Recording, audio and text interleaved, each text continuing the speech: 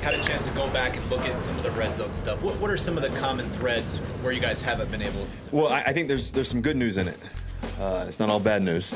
I think that we've been down there 6 times. We had 2 fumbles on the 1. We're down there on the 1. We obviously can't do that. That's 2 of the 6.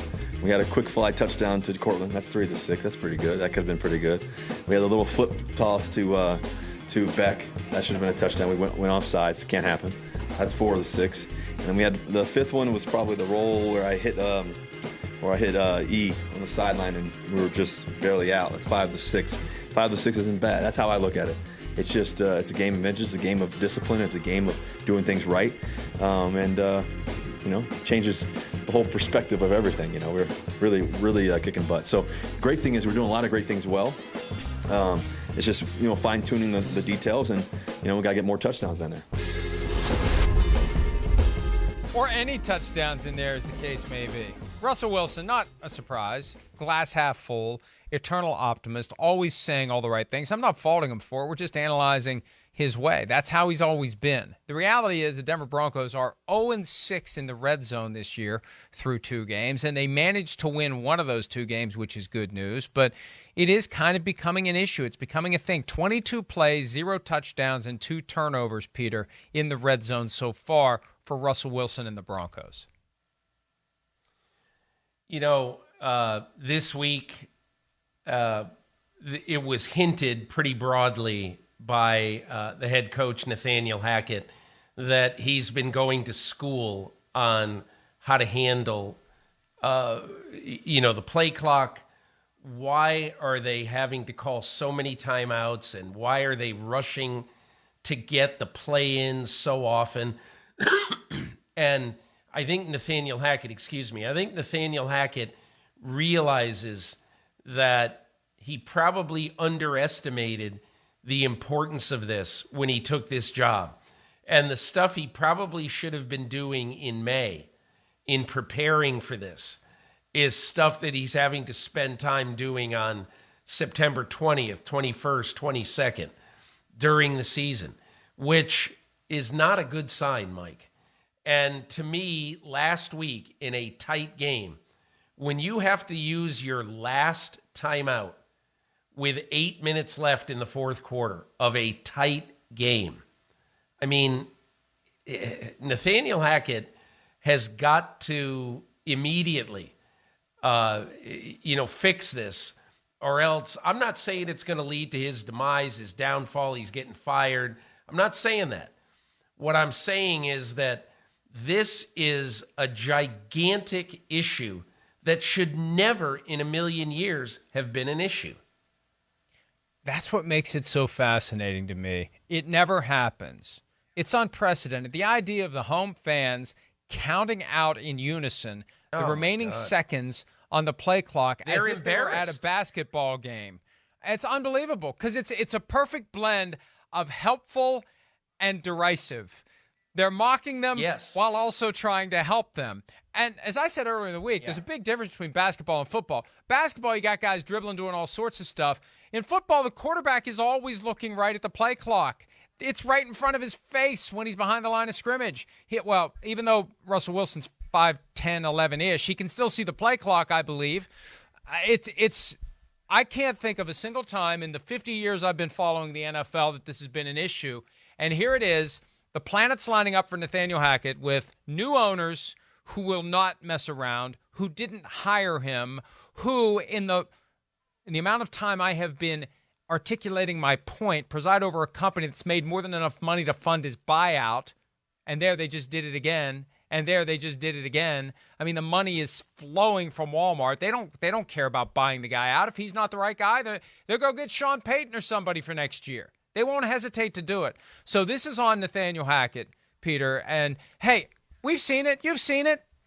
Guy can be a great coordinator. You bump him up to the next level. Just doesn't work.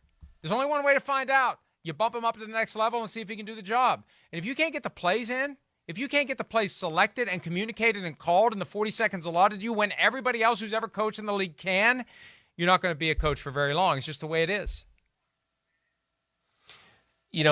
I do think that Nathaniel Hackett is smart enough to know that he is at ground zero right now. He's going to be on Sunday Night Football this week with everyone in America watching. And if there are more of these problems, okay, last week, who saw that? Unless you were watching very closely on the Red Zone channel, okay, like there were two markets, okay, the Denver metro area and the Rocky Mountain region and Greater Houston, okay? New York didn't see that game. LA didn't see that game. Some of the biggest cities in America did not see that game. So they just heard about it. They heard that Hackett's having all these issues. Well, now, if he has these issues in front of 20 million people, and obviously his own crowd, which if they have the issues, he will get booed against the San Francisco 49ers. And imagine in your third game as a head coach in the NFL, the crowd booing the head coach when you're 1-1. And so I'm saying that I don't know what's happened inside the Broncos facility this week, but I can imagine that there has been the kind of sense of urgency that is rarely seen around a football team in the month of September. This is just a bad situation for Hackett, in part because you've got the new owners who are titans of industry. This is your first impression. This is it. You have cemented a horrible first impression with the people who now own your team. You've cemented a horrible first impression with your fan base. It just gets to the point where it's not sustainable, it's not workable. However, Peter, Nathaniel Hackett isn't alone in this. Here's Russell Wilson from earlier in the week on what he can do to maybe move things along and get the play called before the fans start chanting out the remaining time before the clock strikes zero. Here's Russell. Yeah, I always look at myself internally. Is there anything else I can do, speed up anything else? I think tempo, maybe, just different situations, scenarios. But I think the biggest thing is just, I think for me, just continue to play the game how I know how to play it. Just continue to keep my mind relaxed like I always am. I feel like I've been doing a great job of that, especially, for me, I've started somewhere brand new. There's always going to be challenges and changes and things that, okay, well, what if we did this different? What if I said that a little bit different? I'm learning guys how they receive it, all that information. And so it's been a lot of fun, man, for me.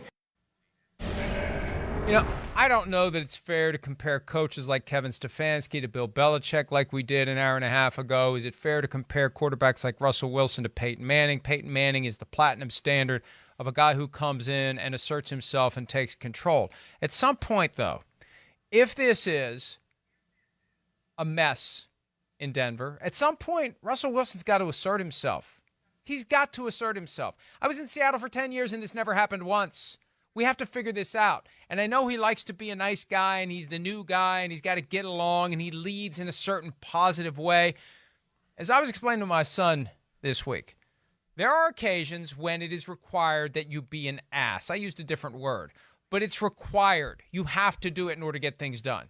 And the fact that you try not to be that way 99% of the time makes it all the more effective when all of a sudden you are pissed off and you are making sure people know it. And Peter, at some point, Russell Wilson's got to assert himself here. Mike, Russell Wilson has an office that he uses in the Denver Broncos training facility building.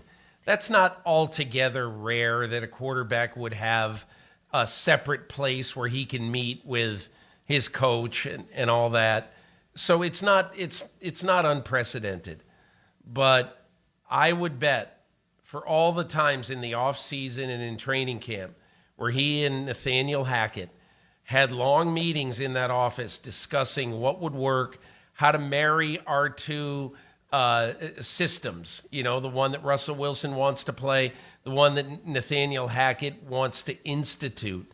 There have to be some long meetings. And I've just bet that this week that office was used and Nathaniel Hackett and Russell Wilson started to get again on the same page about how in the world the play call is coming in so late and how they can get it to come in 5 seconds earlier than it has been. Hi, it's Mike Florio. Thanks for watching PFT on YouTube. Hit subscribe for the latest news and analysis from Pro Football Talk.